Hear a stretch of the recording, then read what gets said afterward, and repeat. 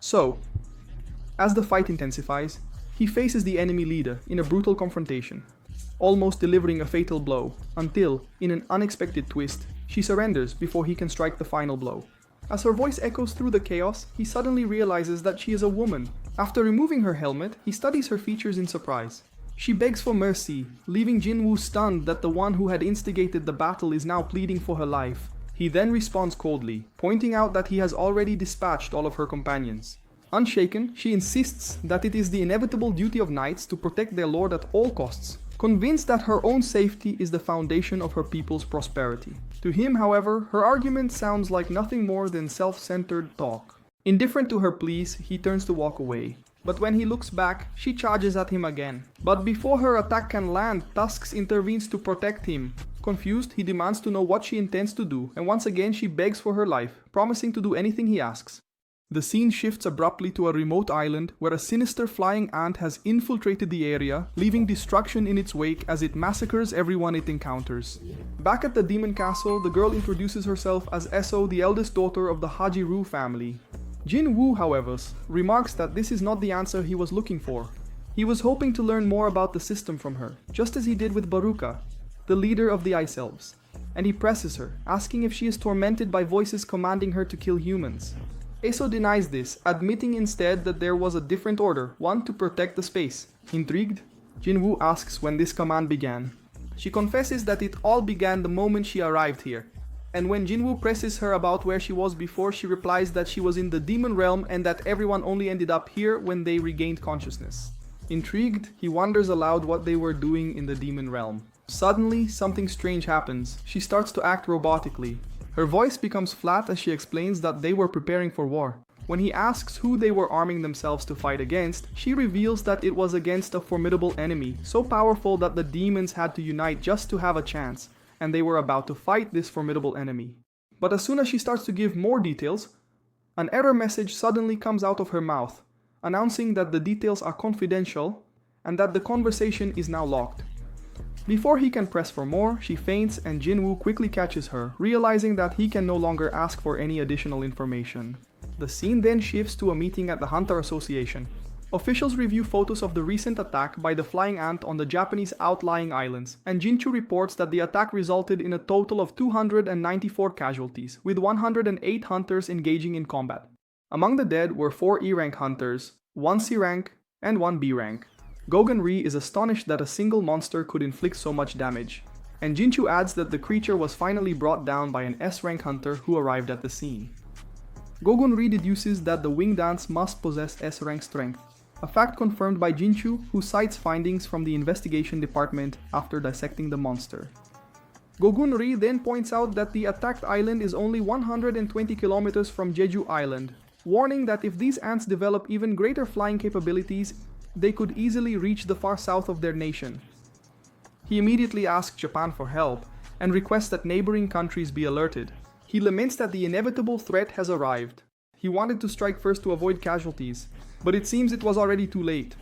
Determined, he declares that the 4th assault mission on Jeju Island is officially underway. Back at the Demon Castle, Esil apologizes to Jinwoo for having suddenly fainted. He kindly asks if she is alright, and she assures him that she is, even asking if he was worried. He admits that yes, he was worried. Then he asks if her house is nearby. Esil points to a house just ahead and they go inside. Inside, her father is surprised by the unexpected visitor and wonders if she hadn't noticed the countless troops silently emerging from his shadow. Jinwoo notes appreciatively that her father is quite perceptive, but soon Eso's father's forces surround him, declaring that they won't let him leave alive. Ezo intervenes, begging her father to stand down, while Jinwoo calmly reminds her father that he promised Ezo not to hurt anyone, as long as he receives permission. Having heard that Jinwoo defeated both Vulcan and Mythos, her father is convinced that Jinwoo is not an opponent they can defeat. Reluctantly, he gives his permission, telling Jinwoo to leave. Then, with unexpected boldness, Jinwoo asks if he could borrow his daughter as well. Frightened, her father demands an explanation. Then Jinwoo explains that Esso had previously mentioned knowing the location of the permissions on every floor. Her father then asks if Jinwoo can guarantee his daughter's safety, to which he promises that he can. Satisfied, the father allows the arrangement, prompting Jinwoo to ask Esso to guide him. Elsewhere, we see scientists busy dissecting the flying ant, examining every detail very carefully. Back at the castle, Jinwoo continues his steady ascent through the floors, and soon finds himself on the 89th floor. There he notices that both Iglis and Tanka have leveled up, with one now holding the title of Elite Knight, while the other is just a knight. He reflects that one of them now rivals the strength of an S-rank adventurer, while the other is comparable to an A-rank adventurer. Meanwhile, Esil had prepared several gifts for the nobles on the upper floors, intending to negotiate permissions through these offerings, but Jinwoo dismisses the need for such bribes. Esil then warns him that the floors above level 90 are managed by high-ranking nobles, on a completely different level from the weaklings he had been facing.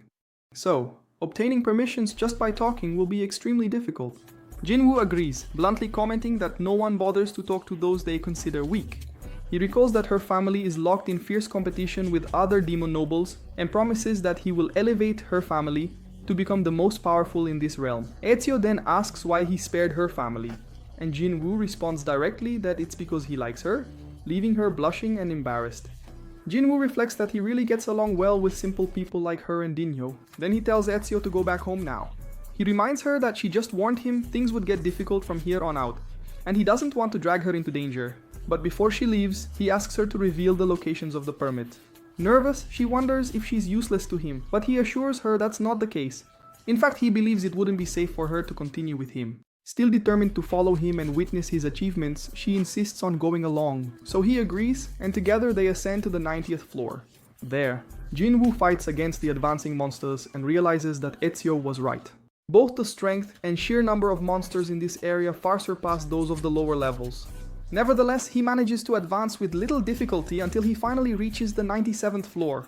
The scene then shifts to the Hunters Guild, where we learn that both Mr. Choi and Che have received a summons for the 4th raid on Jeju Island.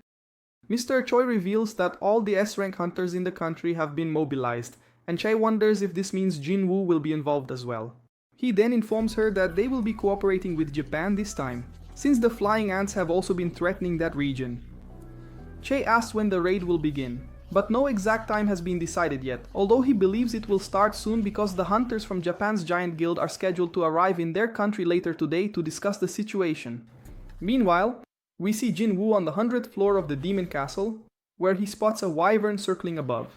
The creature lands, and riding on it is none other than the Demon Lord Baran. Jinwoo is struck by the overwhelming aura emanating from Baran and wonders if he has any chance of defeating him. He is frozen with fear at the sight of the Demon Monarch, and Jinwoo realizes he needs to bring Baran down from his mount first, since fighting an opponent in the air would be far too challenging. Baran then soars upward, summoning demons to attack Jinwoo. Ezio panics, not knowing what to do, and Jinwoo quickly summons his army, now strengthened by his monarch's authority. Together, they face the summoned demons, defeating them with ease, which leaves Izzy amazed at Jinwoo's power. Even so, she remains uncertain whether he can ultimately prevail against Baran, since he is just an invader, and she wonders which side she should ultimately choose. Baran then unleashes a torrent of lightning that crashes down from the sky in a devastating area attack, decimating Jinwoo's soldiers and draining a large portion of his mana. Ezio is almost caught in the storm, but Jinwoo quickly protects her. He realizes that this is no ordinary lightning. It's a long-range attack with a stunning effect. Although he knows his soldiers can be revived, repeated blows like this will quickly drain his MP. Determined to act before his resources are completely depleted, Sing Dok is activated. He activates his sprint and stealth abilities to advance on Baran, though, and target his wyvern. However, Baran effortlessly blocks his attack, and Jinwoo is surprised that his stealth detection was overcome. Baran then hurls Jinwoo forcefully to the ground and attacks with a homing electric breath. Jinwoo dodges the attack, but he is intercepted by Tank, who saves him at the last second. At that moment, Inglis intervenes and cuts off the wyvern's head, causing Baran to crash down with a thud. Jinwoo breathes a sigh of relief, glad that the Demon Lord was forced to the ground because he was getting tired of constantly looking up. The scene then shifts to another Hunters Association, where a meeting is underway with Goto Ryuji, the master of the Drawsword Guild, accompanied by his interpreter, Hankawa. Gogunhi explains that the Drawsword Guild is one of the largest in Japan, with 11 S-rank hunters and being the second largest guild in Asia. He comments that Goto exudes an inspiring aura, and truly lives up to his legendary reputation. Hankawa then thanks the association for accepting their proposal to form a joint strike team. Gogunhi, not wanting to make a fuss, tells her not to mention it anymore, since they were the ones who asked for support first. Hankawa then explains that their research, based on the information collected and the dissection of the winged ants, revealed two crucial points for the mission. First, the flying ants grow rapidly after hatching, but have a lifespan of only 1 year, which means that if the queen is killed, the rest will die within a year. The second key discovery concerns the behavior of the ants. Based on records from 3 previous strike missions, the researchers found that the ants are strongly attracted to potent magical power. Hinkawa comments that this characteristic will be crucial in devising a strategy for the next mission. And Goguni agrees, noting that they have analyzed the ants' movements in remarkable detail. Hankawa then translates for Goto, explaining that their guild plans to send 10 of their 11 S-rank hunters, all tasked with luring the ants, while the Korean hunters are scheduled to eliminate the Ant Queen. Shinju then expresses some reservations, pointing out that this strategy might force the Japanese hunters to face thousands of ants head-on. Goto, however, remains calm since his hunters will only act as bait rather than engage in full combat, and their AI simulation confirms that this is the ideal plan. And Gogunhi agrees with the plan. Back at the demon castle, Jinwoo's army continues its fierce battle against the demons, and Jinwoo himself fights tirelessly. He barely finds time to gulp down a mana potion before noticing his MP dropping rapidly. We then see Ingris, Iron, and Tank locked in combat with Baran, who seems to effortlessly block all incoming attacks, including Jinwoo's own strike, and in a brutal moment, Baran grabs Jinwoo by the head, about to finish him off. However, Ingris intervenes, intercepting Baran's sword, and Jinwoo takes the opportunity to cut off one of Baran's hands, while Ingris stabs the other, and Jinwoo's shadow army holds the demon down. In retaliation, Baran unleashes another electric breath that wipes out a large portion of Jinwoo's forces, leaving him alarmed as his MP reaches critical levels. Unfazed, Baran summons his blades and faces Jinwoo in a rapid exchange of blows. The high-speed duel sees Baran gradually overpowering Jinwoo, and he even manages to disarm him. As Baran tries to unleash a finishing electric breath, Jinwoo grabs his arms. At that moment, Baran charges forward again with his electric breath, but in a sudden twist, Ezio throws his blade to distract him. Seizing the opportunity, Jinwoo channels the power of the ruler's hand, and in a display of sheer strength, rips off Baran's arms. Unwilling to give up, Baran tries once more to unleash an electric breath, but Jinwoo counters with a devastating uppercut that tears the demon's head from his body, defeating him once and for all.